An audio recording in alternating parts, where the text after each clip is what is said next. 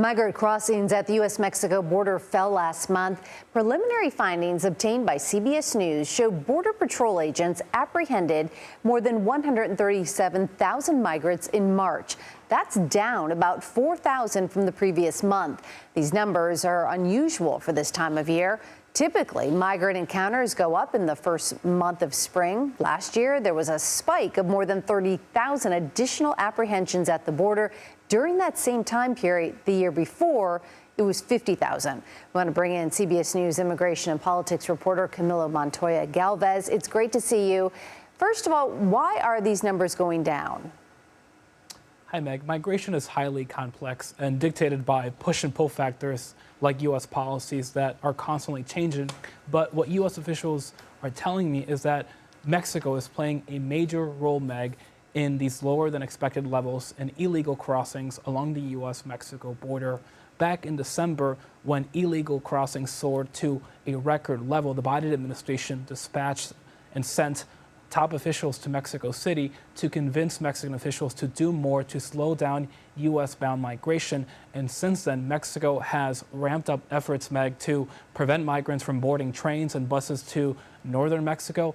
It is also now deporting more migrants to southern Mexico, to places like the southern state of Chiapas near the Mexico-Guatemala border. And so it is now increasingly more difficult for migrants to access northern Mexico and the U.S. border. But the open question, Meg, is how long Mexico will be able to sustain this aggressive crackdown.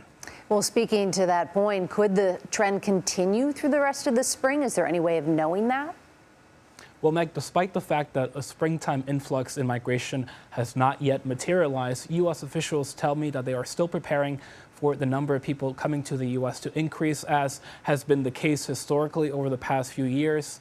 There's still a massive bottleneck of migrants in Mexico, and some of them may decide to cross the U.S. illegally if they perceive that there will be an amnesty or that they will be able to stay here in the U.S. for the time being while their cases are adjudicated. They also told me, the U.S. officials, that in addition to asking Mexico to do more on this issue, they are also ramping up deportations of migrants. Since May of last year, the U.S. has carried out over 600,000 deportations and returns of migrants who were found to not qualify for asylum. That is the highest level since fiscal year 2011. Wow.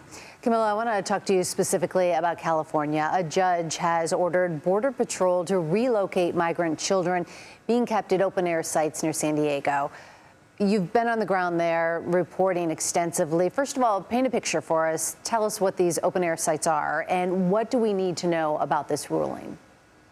These are encampments, Meg, in Southern California, where migrants often spend hours or days to be transferred by Border Patrol officials and to be formally processed into the immigration system here in the U.S. And the reason that they are waiting there is because sometimes Border Patrol is overwhelmed or they don't have enough resources and agents to transfer migrants to brick and mortar facilities. But what this judge in Los Angeles found is that these camps are not appropriate for children because of the squalid conditions there. She said, citing declarations from advocates, that some of these camps don't have sufficient number of porta potties and dumpsters, and that some children are having to relieve themselves in the outdoors, that beyond crackers, these children are not receiving appropriate food, and that the conditions here are not, again, adequate for minors. And she said that even though these children are not formally in U.S. custody, Meg, that they are still entitled to the same rights that migrant children are afforded under this consent decree known as the Flores Agreement.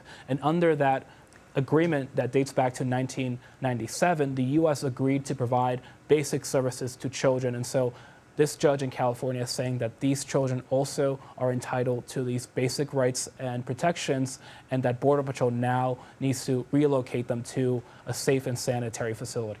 Such a desperate situation. Camilo Montoya-Galvez, thank you so much. Thanks, Meg.